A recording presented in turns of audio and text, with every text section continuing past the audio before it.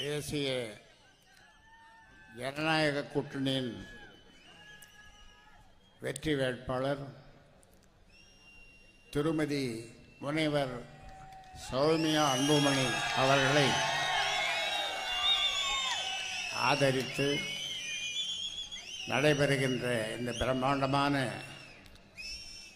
கூட்டத்திற்கு வருகை தந்திருக்கின்ற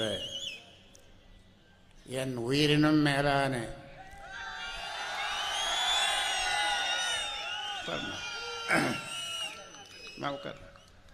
என் உயிரினும் மேலான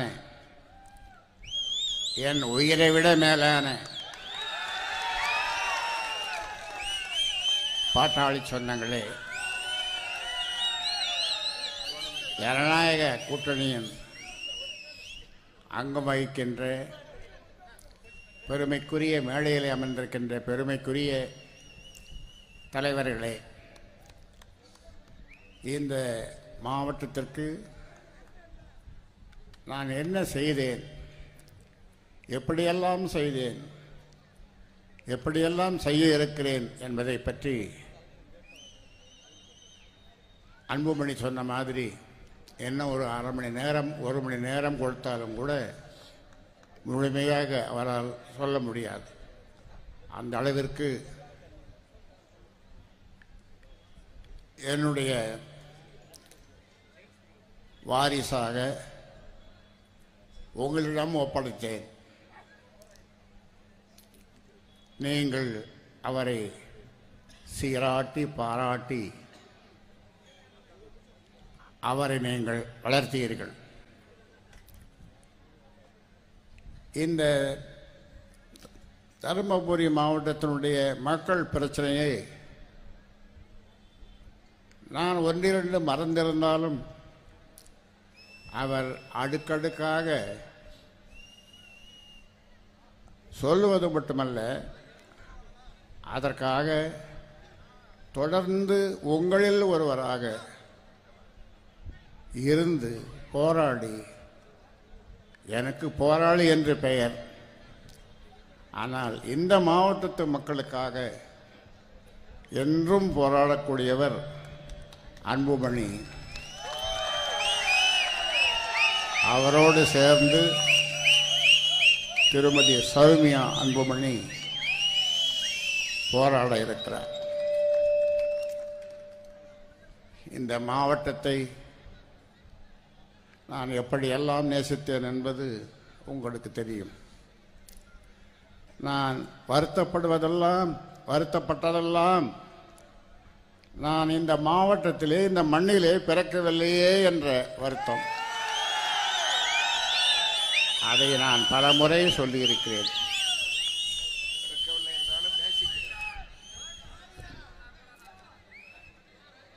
இந்த மக்கள் ஒரு காலத்தில் எப்படியெல்லாம் வாழ்ந்தார்கள். நான் மேடையில் ஏறி ஊர்தோறும் கத்துவேன், கத்தாழை விளையும் பூமியடா எங்கள் பூமி. எந்த பூமி? தருமபுரி மாவட்டம். நீளமான கத்தாழையை வெட்டி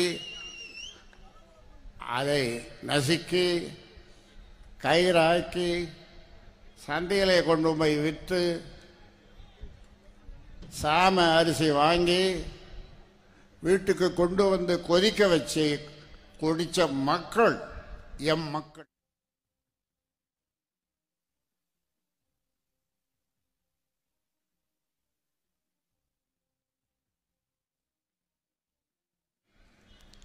இந்த பூமி எம் மக்கள் சாம சோறும் கொள்ளு ரசம் அதுதான் குடிக்கணுமா, அதுதான் சாப்பிடணுமா கேட்டவன் இந்த ராமதாஸ். ஆனால் அன்று கேட்டேன், இன்று இந்திய அரசு கொள்ளு ரசம் குடிங்க, சாம சோறு சாப்பிடுங்க, சிறுதானியங்கள் தான் ரொம்ப நல்லதுன்னு இன்னைக்கு சொல்ற அளவுக்கு இன்னைக்கு மக்களுடைய மனநிலை அரசும் நான் அன்று சொன்னேன் என்று நடக்கிறது. நான் சொல்லுவதெல்லாம் நடக்கும். சொல்லுவதெல்லாம் நடக்கும்.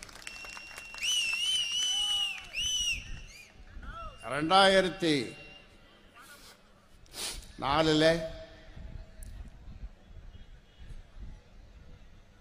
இந்த மாவட்டம் ஒருங்கிணைந்த கிருஷ்ணகிரி இதுவும் ஒருங்கிணைந்த மாவட்டமாக இருந்த நேரம். அப்பொழுது முதல் போராட்டம். ஏனென்றால் நான் போராட்டக்காரன் அல்லவா, போராட்டமே எனது வாழ்க்கை அல்லவா, நான் போராளி அல்லவா. இதை இரண்டாக பிரிக்க வேண்டும் என்று 2004 சொல்லி அதற்கு போராடி பல அறிக்கைகள் கொடுத்து சட்டமன்றத்திலே நமது கௌரவ தலைவர் ஓய்வறிவா உழைப்பாளி தியாகச்சம்மல் அவர்களை பேச சொல்லி அன்றே மறைந்த ஜெயலலிதா அம்மையார் 30வது மாவட்டமாக கிருஷ்ணகிரியை நான் பிரிக்கிறேன் என்று சொன்னார். இது அங்க பேசுற பேச்சு, பேச வேண்டிய பேச்சு கிருஷ்ணகிரியில். ஆனாலும் எதற்காக சொல்கிறேன் என்று சொன்னால், ஸ்மால் இஸ் பியூட்டிஃபுல் என்று சொல்லுவார்கள். சின்ன சின்ன மாவட்டமாக இருக்கும் பொழுது வளர்ச்சி அதிகமாக இருக்கும் என்று சொல்லுவார்கள். சேலத்தோடு இது ஒட்டுமொத்தமாக இருந்த காலத்திலே சேலம் அளவுக்கு சேலத்தை விட இது அதிகமாக வளர்ந்திருக்க வேண்டிய மாவட்டம். காரணம், அதற்கான காரணங்கள் உங்களுக்கு தெரியும், அது இப்பொழுது சொல்ல தேவையும் இல்லை. மக்கள், இந்த மாவட்டத்து மக்கள் பெங்களூர் சென்று எவ்வளவு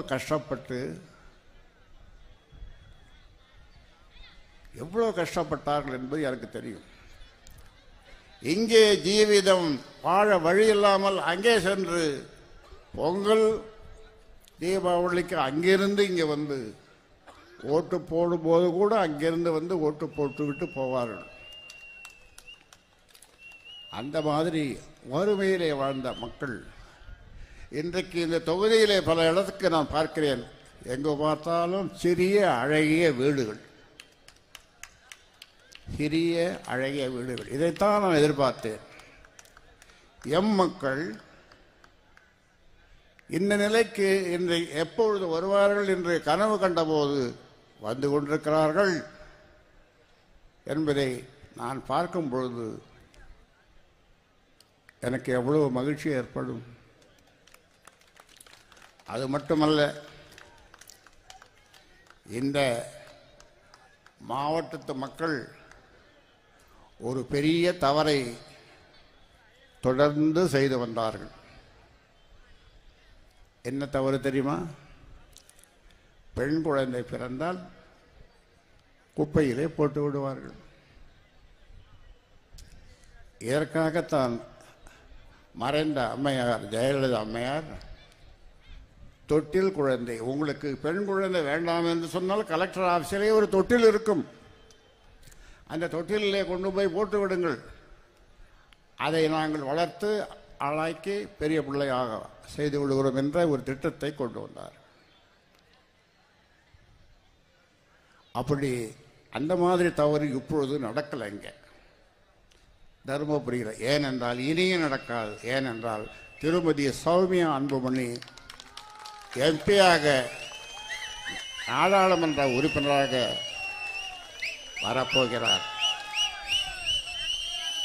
என்னை எல்லோரும் சொல்லுவார்கள் பெண்ணுரிமை காவலர், பெண்ணுரிமை காவலர் என்று.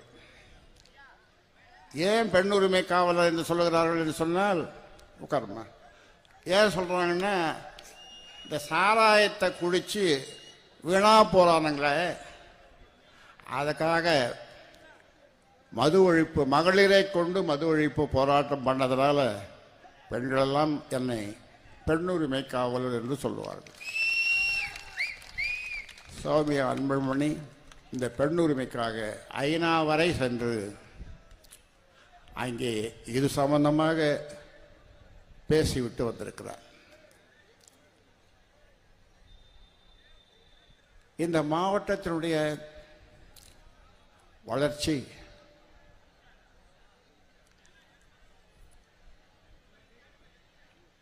எப்படியெல்லாம் வளர வேண்டும் என்பதை பற்றி, என்னென்ன திட்டங்கள் வைத்திருக்கிறேன் என்பதை பற்றி மிக அழகாக அற்புதமாக அன்புமணி இங்கே சொன்னார்கள். இந்த மாவட்டம் என்னுடைய ஆசை 32 மாவட்டமாக இருந்ததை 38 மாவட்டமாக ஆக்கியவன் இந்த ராமதாஸ். 6 புதிய மாவட்டங்களை உருவாக்க வேண்டும் என்று போராடி போராடி, சும்மா கேட்டால் கொடுத்துடுவாங்களா? கொடுக்க மாட்டேன். ஏன்னா அவங்களுக்கு அதில் அக்கறை இல்லை. ஸ்மால் இஸ் பியூட்டிஃபுல்னு சொன்னாலே அவங்களுக்கு புரியாது. நாம் அவர்களை பற்றி, ஆண்டவர்களை பற்றி நான் எதுவும் சொல்ல விரும்பவில்லை. ஆனாலும் போராடித்தான் 6 மாவட்டங்களை புதிதாக உருவாக்கினேன். இப்பொழுது 32 கூட்டல் 6 38. அந்த வகையில் இப்பொழுது உனக்கு என்னை பார்க்க வருகிறவர்களுக்கு, என்னுடைய பாட்டாளி சொந்தங்கள் என்னை வீட்டிலே பார்க்க வரும்பொழுது உனக்கு எத்தனை குழந்தைகளான்னு கேட்பேன். ஒரு பொண்ணு ஒரு பையன். பொண்ணுன்னும்போது கொஞ்சம் மூஞ்சி சின்னதாகிடும் அவனுக்கு. நான் சொல்லுவேன், பெண் தெய்வம் என்று சொல்லலான்னு. பெண் தெய்வம் உடனே மாற்றிக்குவான். பெண் தெய்வம், ஒரு பெண் தெய்வம் ஒரு பையன். அப்புறம் மறுபடியும் சொல்லுவேன், தெய்வங்கள் எதற்கு சொல்லடா அப்படின்னு. தெய்வங்கள் எதற்குன்னு சொல்லுவோம். கோயில்கள் எதற்கு, கோயில்கள் எதற்குன்னு சொல்லுவோம். உனது புன்னகை போதுமடி. அந்த பெண் குழந்தைய கூட்டின்னு வருவான். அதை பார்த்து சொல்லு, உனது புன்னகை போதுமடி. இப்போ எல்லாம் என்ன பண்ணுறான், இப்போ அவருக்கு எத்தனை குழந்தைன்னா ஒரு பெண் தெய்வம் ஒரு பையன். எல்லாம் மாற்றினாங்க எல்லாருமே. பதிவு போடும்போது கூட அப்படி தான் போடுறாங்க.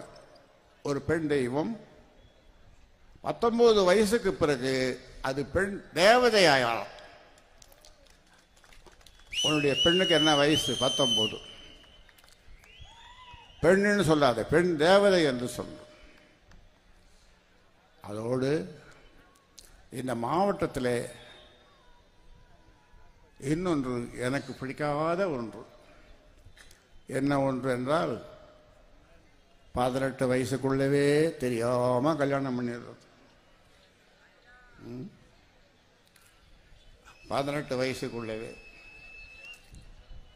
ஆனால் இப்போ அது நடக்காது. ஏன்னா பக்கத்து வீட்டுக்காரன் தயாராக அவன் எப்போ பிறந்ததுன்னு வச்சுக்கிறான் சர்டிஃபிகேட்டை. அவன் போய் சொல்லிடுவாங்க கலெக்டர்கிட்ட இல்லை தாசில்தார்கிட்ட. கைபேசியிலே சொல்லிடுவான். அதனால் இப்போ பெண் குழந்தைகளை நாம் பாதுகாப்போம், படிக்க வைப்போம். இப்போ பார்த்தீங்கன்னா அரியலூர் மாவட்டமா தருமபுரி மாவட்டமா ரெண்டுத்துக்கும் போட்டி. படிப்பில் ரெண்டுத்துக்கும் போட்டி. உங்க மாவட்டம் தான் முன்னணியில் வந்துட்டு இருக்கு. இப்போ இங்கேதான் அதிகமான டாக்டர்கள் உருவாகி இருக்கிறார்கள், உருவாகி வருகிறார்கள். அதில் பெண்களுக்கு எல்லாத்துலேயும் சம உரிமை, சம பங்கு, சம அந்தஸ்து, சம வாய்ப்பு எல்லாம் கொடுக்கணும். ஆமாம், இப்பொழுது நிறைய மருத்துவர்கள், பெண்கள், ஆண்கள், நிறைய டாக்டர்கள் வந்திருக்காங்க. அதற்கு போராடி போராடி நான் வாங்கி கொடுத்த எம்பிசி மிக பிற்படுத்தப்பட்டவர்கள்.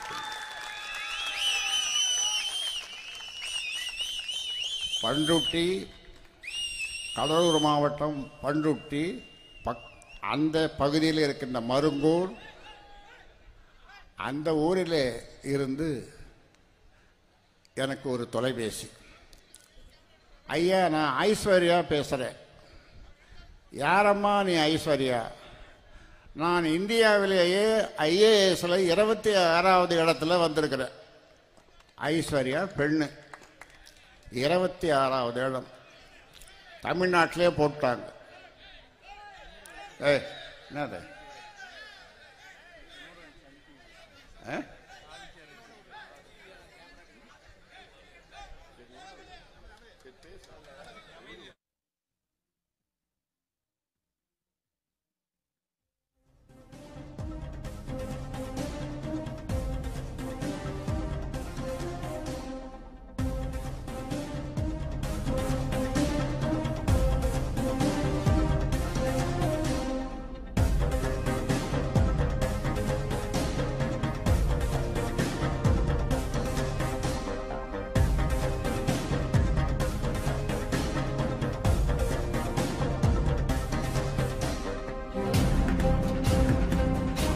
வேலையை செய்து விடுவோம்.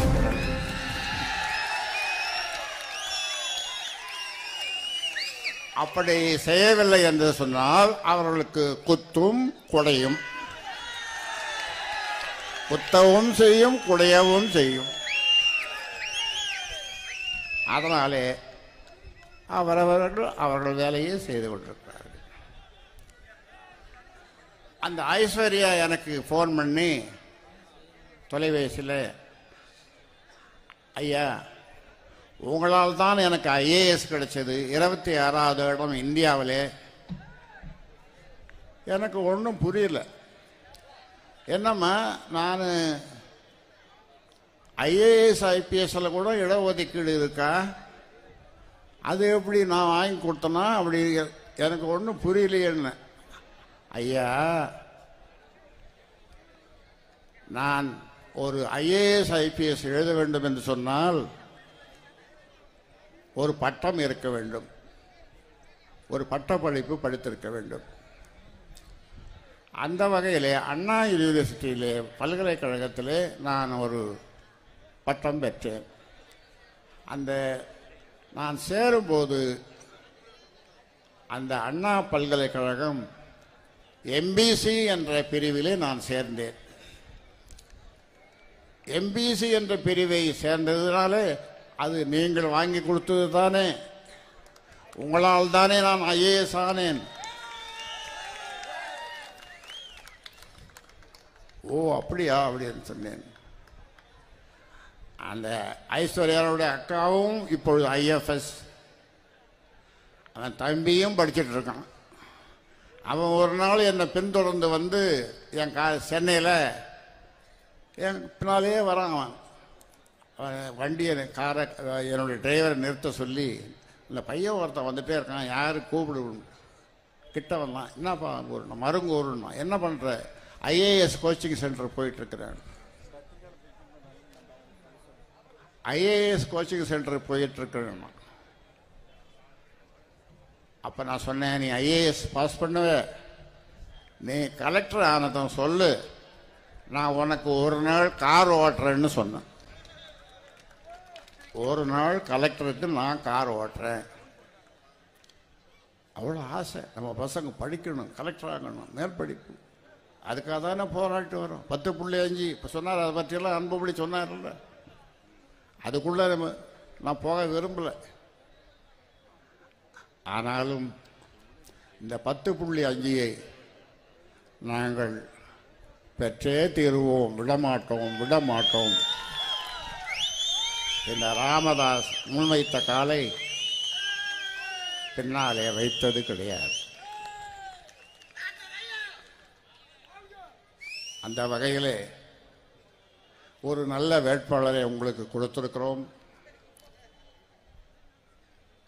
இன்னும் சொல்ல போனா 10 பேர்ல 3 பேர் பெண்கள். எந்த கட்சியில் இப்படி கொடுத்துருக்குறாங்க சொல்லுங்க? அதில் உங்க தொகுதியினுடைய வேட்பாளர் திருமதி சௌமியா அன்புமணி. இன்னும் சொல்ல போனா இந்த 40 பேர் புதுச்சேரியும் சேர்த்து 40 நாடாளுமன்ற உறுப்பினர்கள்.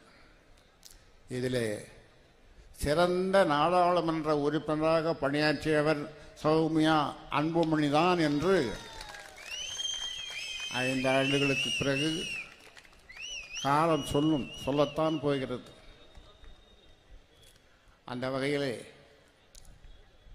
நான் அதிகமாக நேசிக்கின்ற இந்த மாவட்டத்து மக்களே, நீங்கள் அனைவரும் என்ன சொல்ல போனால் இதில் கட்சியை பார்க்க தேவையில்லை. ஏனென்றால் எந்த கட்சியும் பாட்டாளி மக்கள் கட்சி செய்த மாதிரி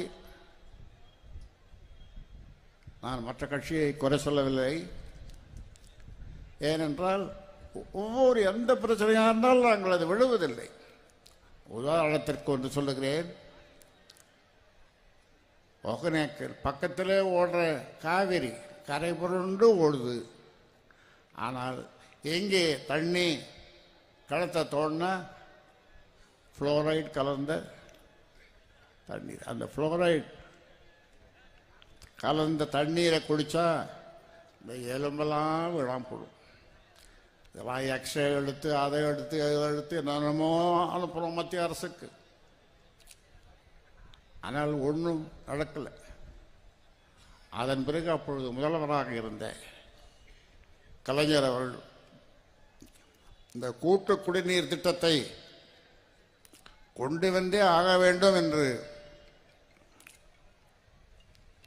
இறுதி எச்சரிக்கை விடுத்தேன். மனித சங்கிலி போராட்டம் நடத்தினேன்.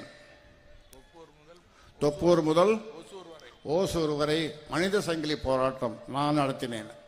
நான் இதே இடத்தில் அதற்காக மாநாடு. அதன் பிறகு அப்பொழுது பெங்களூரில் இது கர்நாடகாவில் தேர்தல். அங்கிருந்து டெல்லியிலிருந்து ஒரு தாக்கியது கலைஞருக்கு, இப்பொழுது வேண்டாம், இப்பொழுது வேண்டாம், அப்புறம் வச்சுங்க. நான் சொன்னேன், இப்பொழுதே வேண்டும், இப்பொழுதே வேண்டும், இப்பொழுதே ஒகேனக்கல் கூட்டு குடிநீர் திட்டம் வேண்டும் வேண்டும் என்று சொன்னேன். விடமாட்டான் போலது இந்த ராமதாஸ் 2008 வந்து அடிக்கல் நாட்டிட்டு, எங்கே அந்த ஜிகே மணி கூப்பிடு, சந்தோஷம் தானே, அதான சொன்னார். ஆமாம், சந்தோஷம் தானே மணி, டாக்டர் ஐயாட்ட சொல்லுங்க. கலைஞர் சொன்னது, என்னுடைய நண்பர் கலைஞர் சொன்னது. அதன் பிறகு வேறு வழி இல்லாமல் இந்த ஒகேனக்கல் கூட்டு குடிநீர் திட்டத்தை கொண்டு வந்து நல்ல தண்ணீர் எல்லோரும் குடிக்கிற அளவிற்கு போதவில்லை. அதனாலே தான் இப்பொழுது 2வது ஒகேனக்கல் கூட்டு குடிநீர் திட்டத்தை கொண்டு வர வேண்டும். அதற்காக அன்புமணி அவர்கள் போராடி வருகிறார். நாம் எல்லோரும் போராடி வருகிறோம். அந்த போராட்டத்தை இனி திருமதி சௌமியா அன்புமணி அவர்கள் முன்னெடுத்து செல்வார்கள் என்று உங்களுக்கு உறுதியளிக்கிறேன். ஏனென்றால் இங்கே ஓடுகின்ற இந்த தண்ணீர் நம்ம தண்ணீர், காவிரி தண்ணீர். இந்த மக்களுக்கு அது பயன்படவில்லை என்று சொன்னால் அது ஓடி என்ன பண்ண வேணும்? அதனால சொல்லுகிறேன். அதே மாதிரி தான் இந்த மருத்துவக் கல்லூரி இங்கே கொண்டு வந்தது. அதில் நிறைய குளறுபடிகள் இருந்தது. அந்த குளறுபடிகளெல்லாம் நீக்கி சுகாதாரத்துறை அமைச்சராக இருந்த பொழுது அன்புமணி அதை கையெழுத்து போட்டார். சத்தானே,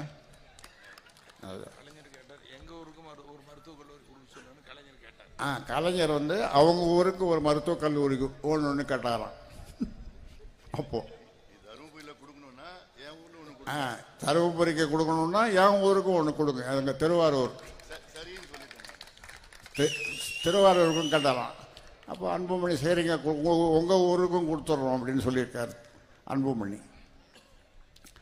ஆக ஒரு மருத்துவக் கல்லூரி, அதில் படிக்கின்ற மாணவர்கள், அதில் வேலை செய்கின்ற டாக்டர்கள், மருத்துவர்கள் எல்லாம் எண்ணி பாருங்கள். மிக மிக பிற்படுத்தப்பட்ட, எத்தனை மிக வேண்டுமானாலும் போட்டுக்கொள்ளுங்கள் என்று சொல்லுகின்ற அளவிற்கு இருந்த இந்த மாவட்டம் நாளுக்கு நாள் வளர்ச்சி அடைந்து வருகிறது என்றால் அதற்கு யார் காரணம் என்பதை நீங்கள் அறிய வேண்டும். அறிந்து நீங்கள் செய்ய வேண்டியதெல்லாம் மாம்பழத்திற்கு வாக்களித்து தேசிய ஜனநாயக கூட்டணி வெற்றி பெற நீங்களெல்லாம் மாம்பழத்திற்கு வாக்களிக்க வேண்டும். 400 எம்பிக்கள் வெற்றி பெறுவார்கள் என்று சொன்னார்கள். 400 நாடாளுமன்ற உறுப்பினர்கள் திருமதி சௌமியா அன்புமணியை சேர்த்து 401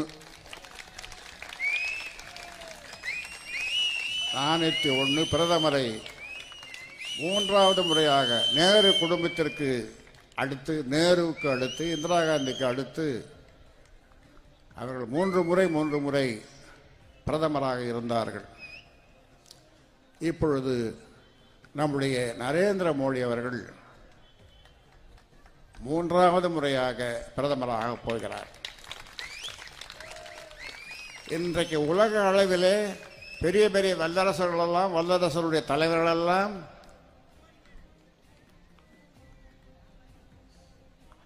அவர்கள் ஆச்சரியப்பட்டு பார்க்கின்ற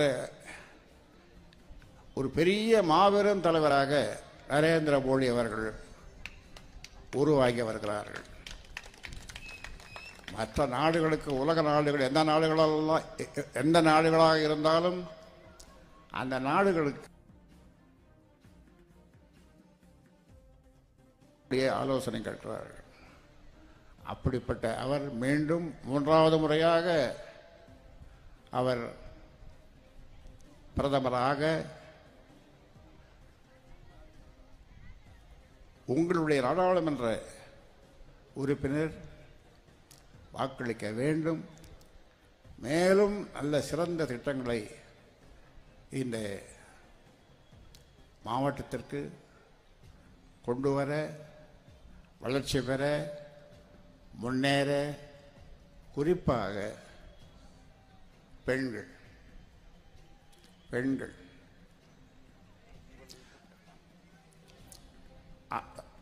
மக்கள் தொலைக்காட்சியை நீங்கள் அனைவரும் பார்ப்பீர்கள். அந்த மக்கள் தொலைக்காட்சியை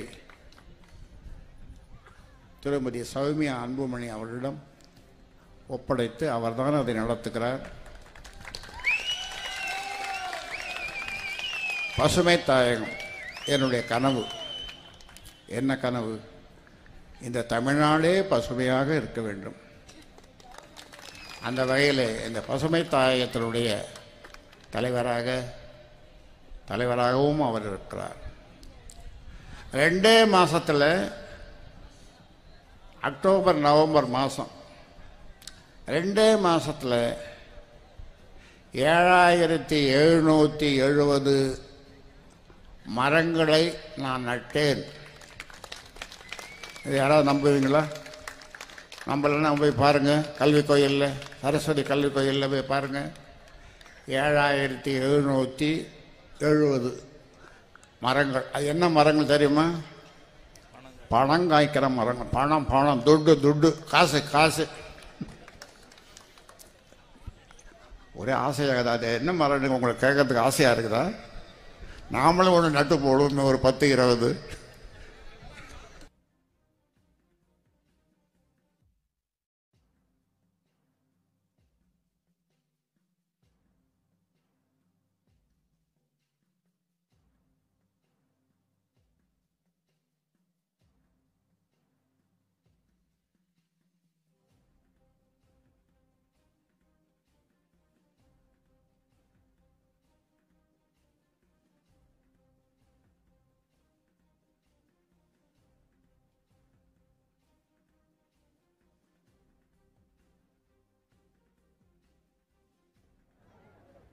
இன்னும் 2 எழுத்து. சத்தமா சொல்லுங்க. மறுபடியும் சத்தமா சொல்லுங்க.